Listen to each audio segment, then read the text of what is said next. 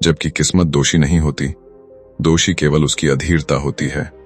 बुद्ध ने नदी का एक कंकड़ उठाया और युवक की हथेली पर रखते हुए बोले, यह कंकड़ छोटा है, लेकिन नदी की धारा में यह चट्टान जितना स्थिर रहता है, क्योंकि इसे कोई जल्दी नहीं, यह जहां है वहीं शांत है, और इसी शांति में इसकी ताकत छिपी है।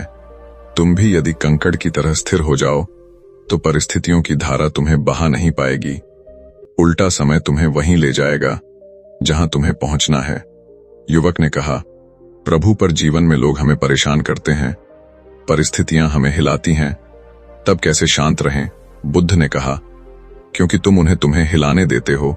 जो व्यक्ति भीतर से स्थिर है उसे बाहरी दुनिया हिला नहीं सकती। लोग केवल उन लोगों को चोट पहुंचा सकते हैं जिनका केंद्र बाहर है, जिनकी अपेक्षाएं बाहर हैं, लेकिन जिसका केंद्र भीतर है वह किसी की बात से नहीं टूटता, किसी की नजर से नहीं डरता, किसी की उपेक्षा से नहीं गिरता। शांत व्यक्ति का केंद्र भीतर होता है, और जो भीतर स्थिर है उसकी किस्मत भी स्थिर होकर उसके पक्ष में काम करने लगती है। बुद्ध ने कहा, याद रखो, ब्रह्मांड उन लोगों की परीक्षा नहीं लेता जिन्हें वह तोड़ना चाहता है, ब्रह्मांड उन लोगों की परीक्षा लेता है जिन्हें वह आगे बढ़ाना चाहता है। कठिनाइयां पुरस्कार नहीं, चाबी हैं, लेकिन इस चाबी को चलाने के लिए शांति चाहिए, क्रोध नहीं, भय नहीं, जल्दबाजी नहीं।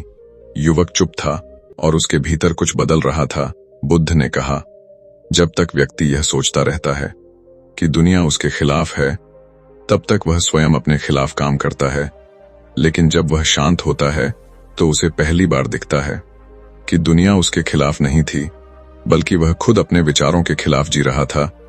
शांत मन को यह समझ आ जाती है, और समझ आने पर जीवन की गांठें खुद खुलने लगती हैं, बिना संघर्ष के, बिना शोर के।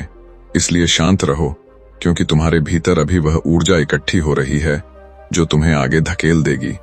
और याद रखना, जब ऊर्जा भर जाती है तो जीवन दिशा बदल देता है, और यह बदलाव इतने मौन ढंग से होता है कि व्यक्ति को पता भी नहीं चलता कि कब किस्मत उसके पक्ष में बहने लगी। तुम अभी उसी द्वार पर खड़े हो, बस एक कदम और तुम्हारी किस्मत बदल जाएगी। लेकिन यह कदम केवल शांत मन ही उठा सकता है।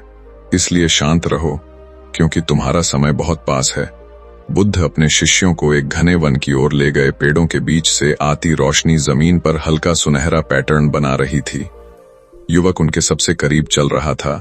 उसके भीतर अब एक नई जिज्ञासा जाग उठी थी, पर इसके साथ ही एक भय भी था कि क्या वह वास्तव में शांति को धारण कर पाएगा। बुद्ध ने उसके मन की थरथराहट को बिना देखे ही पहचान लिया और बोले, जब तक तुम शांति को पाने की कोशिश करोगे तुम उससे